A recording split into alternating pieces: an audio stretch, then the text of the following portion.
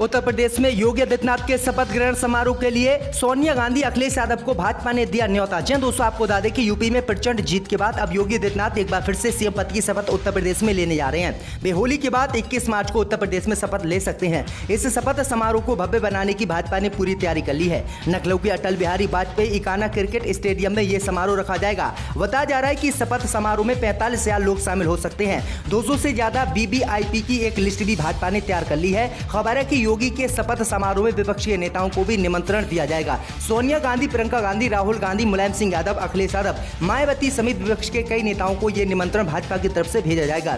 इस सब के अलावा उन प्रदेश भर से लाभार्थियों को भी शामिल किया जाएगा जिन्हें केंद्र की मोदी और राज्य की योगी सरकार की नीतियों से फायदा पहुंचा है। लेकिन इस समारोह से पहले अखिलेश यादव ने भाजपा पर तंज कसते हुए कहा है कि समाजवादी पार्टियों के बनाए स्टेडियम के अलावा और कोई जगह भाजपा को शपथ के लिए नहीं मिली। अब जानकारी के मुताबिक आपको बता दें कि इस स्टेडियम में जिसमें योगी आदित्यनाथ का शपथ ग्रहण समारोह रखा गया है वो अखिलेश यादव के कार्यकाल में ही बनकर तैयार हुआ था, जिसके बाद भाजपा ने इसका नाम बदलकर अटल बिहारी वाजपेयी स्टेडियम रख दिया था। इसी के साथ आपको बताएं दोस्तों कि ईवीएम में धांधली के बाद अखिलेश यादव ने अब पैसे बांटने का भाजपा पर लगाया आरोप। दोस्तों, आपको बता दें कि उत्तर प्रदेश विधानसभा चुनाव में समाजवादी पार्टी की हार के बाद से सपा अध्यक्ष अखिलेश यादव भारतीय जनता पार्टी पर बेईमानी से जीत हासिल करने का आरोप लगा रहे हैं। पहले ईवीएम के जरिए धांधली का अखिलेश यादव ने आरोप लगाया था, लेकिन अब अखिलेश यादव ने भाजपा पर पैसे बांटकर वोट हासिल करने का भी आरोप लगाया है। सपा अध्यक्ष और पूर्व मुख्यमंत्री अखिलेश यादव बुधवार को बाराबंकी की कुर्सी विधानसभा सीट पर समर्थकों के बीच पहुंचे। यहां कुल्हड़ वाली चाय पीते हुए उन्होंने कुछ समर्थकों से बातचीत भी की, जिसका वीडियो वायरल हो रहा है। इसमें अखिलेश यादव भाजपा पर बेईमानी से जीतने का आरोप लगाते हुए गांव वालों से पूछते हैं कि उन्हें कितना पैसा दिया गया था। इसी के साथ आपको बताएं दोस्तों कि भाजपा सांसद ने लोकसभा में उठाई काशीराम के लिए भारत रत्न की मांग, कहा उन्होंने समाज को किया था एकजुट। दोस्तों, आपको बता दें कि संसद के बजट सत्र का दूसरा चरण इस समय चल रहा है। ऐसे में कई सांसद अपनी तरफ से कई तरह की मांग मोदी सरकार से कर रहे हैं। ऐसे में बहुजन समाज पार्टी के सांसद दानिश अली ने बुधवार को लोकसभा में सरकार से आग्रह किया है कि बसपा के संस्थापक दिवंगत काशीराम को भारत रत्न प्रदान किया जाए। उन्होंने सदन में शून्यकाल के दौरान ये मांग की है। उत्तर प्रदेश के अमरोहा से लोकसभा सदस्य दानिश अली ने कहा कि मान्यवर काशीराम जी की कल यानी 15 मार्च को जयंती है। उन्होंने समाज को एकजुट किया था। हमारी मांग है कि उन्हें भारत रत्न से सम्मानित किया जाए। मुझे उम्मीद है कि मोदी सरकार काशीराम जी को भारत रत्न से सम्मानित करेगी। इसी के साथ आपको बताएं दोस्तों कि होली पर योगी सरकार ने उत्तर प्रदेश में दी 2 दिन की सरकारी कर्मचारियों को छुट्टी। दोस्तों, आपको बता दें कि उत्तर प्रदेश के स्कूल, कॉलेजों और सरकारी दफ्तरों में इस बार होली पर 2 दिन की छुट्टी रहेगी। यूपी सरकार ने पहले अवकाश की जो लिस्ट जारी की थी उसमें सिर्फ 18 मार्च को ही छुट्टी थी, लेकिन अब 19 मार्च को भी छुट्टी का ऐलान योगी सरकार ने कर दिया है। ऐसे में यूपी में सरकारी कर्मचारियों को अब 3 दिन अवकाश रहेगा। 18 को शुक्रवार, 19 को शनिवार और फिर अगले दिन 20 मार्च को रविवार की छुट्टी रहेगी। इसी के साथ आपको बताएं दोस्तों कि अखिलेश यादव ने पंजाब के सीएम को दी बधाई, कहा उनके साथ उत्तर प्रदेश के बाद पंजाब का होगा विकास। दोस्तों, आपको बता दें कि समाजवादी पार्टी के प्रमुख अखिलेश यादव ने पंजाब के मनोनीत मुख्यमंत्री भगवंत मान को उनके शपथ ग्रहण समारोह से पहले बुधवार को बधाई दी और उम्मीद जताई कि उनके नेतृत्व में राज्य का विकास होगा। शहीद भगत सिंह नगर जिले में महान स्वतंत्रता सेनानी भगत सिंह के पैतृक गांव खटखट कला में मान के शपथ ग्रहण समारोह के लिए व्यापक इंतजाम किए गए हैं। यादव ने ट्वीट किया और लिखा कि पंजाब के नवनिर्वाचित मुख्यमंत्री भगवंत मान जी को शपथ समारोह के लिए अनंतता बधाई एवं शुभकामनाएं। आशा है कि उनके कुशल नेतृत्व में पंजाब में तरक्की, भाईचारे और नए नजरिए की सफल खूब लहराएगी। उन्होंने कहा कि अब उत्तर प्रदेश के बाद पंजाब में भी विकास होगा। इसी के साथ आपको बताएं दोस्तों कि समाजवादी पार्टी के कार्यकर्ता देवेंद्र यादव बबलू ने अपने बूथ पर पार्टी की हार के बाद की आत्महत्या।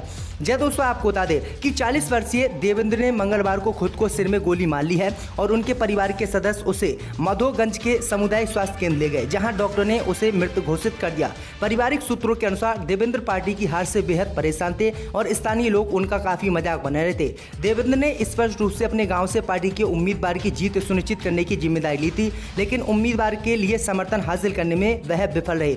मधोगंज निरीक्षक सुब्रत त्रिपाठी ने कहा कि देवेंद्र घर की दूसरी मंजिल के एक कमरे में अकेले थे जब उन्होंने देसी हथियार से खुद को गोली मार ली। उनके परिवार में पत्नी संगीता और 3 बच्चे हैं। पुलिस अधिकारियों ने बताया है कि मृतक के शव को पोस्टमार्टम के बाद परिवार को सौंप दिया गया है, क्योंकि समाजवादी पार्टी को उत्तर प्रदेश में हार हुई और इसी से नाराज होकर उन्होंने गोली मार ली अपने।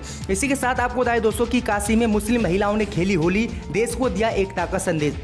या दोस्तों आपको बता दें कि बाबा विश्वनाथ की नगरी काशी की मुस्लिम महिलाओं ने मोहब्बत के गुलाल से एक दूसरे को सांस्कृतिक रूप से जोड़ने का आज भारत में संदेश दिया है। वाराणसी की मुस्लिम महिलाओं ने सुभाष भवन लम्ही में मोहब्बत का गुलाल उड़ाकर होली की शुभकामनाएं लोगों को दी। होली के पर्व पर मुस्लिम महिला फाउंडेशन और विशाल भारत संस्था के संयुक्त तत्वाधान लम्ही के इस नगर के सुभाष भवन में मुस्लिम महिलाओं की गुलाल की होली कार्यक्रम रखा गया था। इसमें मुस्लिम महिलाओं ने होली खेली और मुस्लिम महिलाओं ने होली खेलकर पूरे देश को हिंदू मुस्लिम को साथ रहने का संदेश दिया। इसी के साथ आपको बताएं दोस्तों कि CAA प्रदर्शनकारियों को लौटाए जा रहे हैं पैसे, आरोपियों से की गई थी योगी सरकार द्वारा वसूली।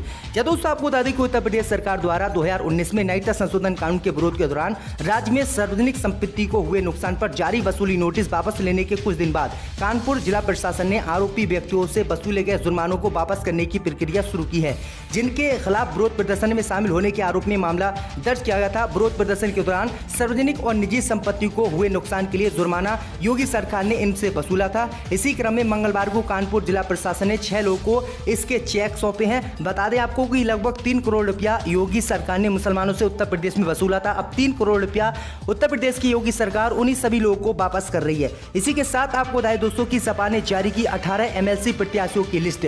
या दोस्तों आपको बता दें कि यूपी विधानसभा चुनाव में करारी हार के बाद सपा ने विधान परिषद की तैयारी कर दी है। सपा ने निकाय चुनाव के अपने 18 उम्मीदवारों का आज ऐलान किया है। अखिलेश यादव ने संगठन के साथ बैठक करके आगामी निकाय चुनाव के विधान परिषद प्रत्याशी का ऐलान किया है। जानकारी के मुताबिक स्थानीय निकाय कोटे की 36 सीटों पर 9 अप्रैल को चुनाव होंगे। इसके लिए नामांकन प्रक्रिया शुरू हो चुकी है। वहीं 6 जुलाई के पहले विधायक कोटे की 15 सीटों पर भी चुनाव होना है। दरअसल आपको बता दें कि बाराबंकी से राजेश कुमार यादव को टिकट दिया गया है। इलाहाबाद से वसुदेव यादव, खीरी से अनुराग वर्मा को टिकट दिया है। जौनपुर के मझोल कुमार, बस्ती से सिद्धार्थ नगर संतोष यादव, गोरखपुर महाराजगंज रजनीश यादव को टिकट दिया गया है। तो ये बड़ी अपडेट आई दोस्तों कि 36 सीटों पर उत्तर प्रदेश में चुनाव होंगे और इन्हीं की लिस्ट जो है समाजवादी पार्टी ने जारी कर दिया है। इसी के साथ आपको बताएं दोस्तों कि होली पर आसान होगा सफर। लखनऊ से 9 शहरों के बीच चलाई गई 94 अतिरिक्त AC बसें। जय दोस्तों आपको बता दें कि होली के दौरान रोडवेज बस से सफर करने वाले यात्रियों के लिए राहत की खबर है। परिवहन निगम प्रशासन ने लखनऊ से 9 शहरों के बीच 94 अतिरिक्त AC बसों को बेड़ा उतारा है। ये बसें आलमबाग, केसरबाग, चारबाग और अवध बस स्टेशन से चलेंगी। यात्रियों को बसों की सुविधा के लिए होली से लेकर होली बाद 23 मार्च तक बसें मिलेंगी। परिवहन निगम की अपर प्रबंधक निदेशक सरनीत कौर ब्रोका ने होली के मद्देनजर 23 मार्च तक अतिरिक्त बसें चलाने के निर्देश दिए हैं। इसके लिए मुख्यालय पर कमांड सेंटर बनाया गया है, जहां से यात्रियों को बसों की उपलब्धता कराई जाएगी। इसी के साथ आपको बताएं दोस्तों कि ग्रेटर नोएडा में गोवंश के साथ दुष्कर्म, शराब के नशे में धुत युवक पर लगा वारदात का आरोप। जब दोस्तों आपको बता दें कि सूरजपुर कोतवाली क्षेत्र की एक कॉलोनी में रहने वाले युवक ने शराब के नशे में पड़ोसी के घेर में गोवंश के साथ कीर्तन जो है रेप कर दिया है। बुधवार को तड़के गोवंश पालने वाले व्यक्ति ने शराबी को घेर में देखा तो उसके कपड़े गोबर में सने मिले, जिसकी सूचना तुरंत पुलिस को दी। पुलिस मौके पर पहुंची और आरोपी को धर दबोचा। पुलिस ने आरोपी के खिलाफ मुकदमा दर्ज किया है। उधर पशु चिकित्सक को बुलाकर गोवंश का मेडिकल परीक्षण करवाया गया है। सूरजपुर कोतवाली पुलिस से मिली जानकारी के मुताबिक मूल रूप से बुलंदशहर का रहने वाला भुवनेश्वर शर्मा कस्बे की एक कॉलोनी में किराए के मकान में रहता है। वह फैक्ट्री में काम करता था और इसी कॉलोनी में जो है गायों को पाला जाता था और गाय का जो है रेप उसने शराब पीकर कर दिया। इसी के साथ आपको बताएं दोस्तों कि योगी सरकार की सख्त कार्रवाई, मुख्तार अंसारी की बढ़ती मुश्किलें, गुर्गे जुगनी बलिया के घर को किया कुर्क। जब दोस्तों आपको बता दें कि योगी सरकार बनते ही यूपी में माफियाओं पर सख्त कार्रवाई फिर से शुरू हो गई है। मुख्तार के करीबी हरविंदर सिंह उर्फ जुगनू बलिया के घर की बुधवार को कुर्की की गई है। आरोपी के खिलाफ चिक रेस्तरा संचालन जसविंदर सिंह उर्फ रोमी की हत्या करवाने का मुकदमा दर्ज किया गया था। वारदात के बाद पुलिस ने शूटर समेत साजिश में शामिल 4 आरोपियों को गिरफ्तार कर लिया है। वही जुगनू फरार था, जिसकी गिरफ्तारी के लिए DCP मध्य ने 25,000 रुपये का इनाम भी घोषित किया था। आरोपी की तलाश में दबिश दी जा रही है। इसी बीच आलमबाग पुलिस ने जुगनू के घर पर कुर्की किए जाने का नोटिस भी लगाया है, फिर भी आरोपी हाजिर नहीं हुआ है। इसी के साथ आपको बताएं दोस्तों कि कुछ सीटों पर कांग्रेस प्रत्याशियों ने की बीजेपी की मदद। पार्टी के नेता नव प्रभात ने किया दावा। दोस्तों आपको बता दें कि यूपी विधानसभा चुनाव में करारी हार के कांग्रेस में आरोप प्रत्यारोप का दौर जारी है। इसी कड़ी में पूर्व राज्य मंत्री और कांग्रेस नेता नव प्रभात ने दावा किया है कि उत्तर प्रदेश विधानसभा चुनाव में हार के लिए किसी एक व्यक्ति को जिम्मेदार नहीं ठहराया जा सकता। पार्टी के कुछ उम्मीदवारों ने भाजपा उम्मीदवारों की मदद की। गुटबाजी हावी नहीं होनी चाहिए। औपचारिक समीक्षा बैठक नहीं बल्कि गहन समीक्षा की बैठक होनी चाहिए। तो ये बड़ी अपडेट, गंभीर आरोप जो इन्होंने लगाए हैं। इसी के साथ आपको बताएं दोस्तों कि बड़ौद में द कश्मीर फाइल फिल्म पर बवाल, सिनेमाघरों में दो पक्षों में मारपीट। जब दोस्तों आपको बताएं दोस्तों कि बड़ौद में बिनौली रोड स्थित आई म्यूजिक सिनेमाघर में मंगलवार की रात फिल्म देखने आए शामली के सभासद व उसके साथियों के साथ मारपीट हुई है। यहां तक कि शामली के सभासद ने इसको लेकर पुलिसकर्मियों के साथ अभद्रता की आरोप भी लगाए हैं। इस मामले को लेकर बड़ौद पुलिस ने सभासद को हिरासत में ले लिया है। शामली के सभासद अनिल उपाध्याय मंगलवार की रात अपने साथियों के साथ नगर के आई म्यूजियम सिनेमाघर में द कश्मीर फाइल फिल्म को देखने आए थे। फिल्म देखने को लेकर कुछ लोगों से उनकी कहासुनी हो गई और इसके बाद